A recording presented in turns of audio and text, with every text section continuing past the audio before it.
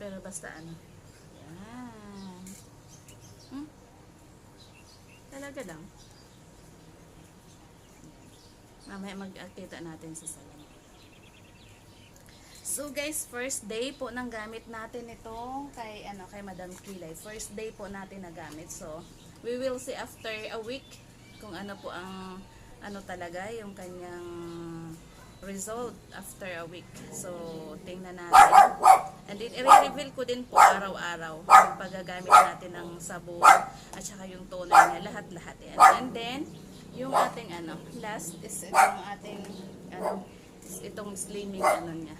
I-try ko din po ito. Ito na yung kakapin. Kasi addict din ako magkape. Minsan ang kape namin dito is umaga, umaga, hapon. So, i-try po natin itong kape. Mamaya, ko din po. Iba-vlog din natin mamaya pag na ako ng kung anong lasa.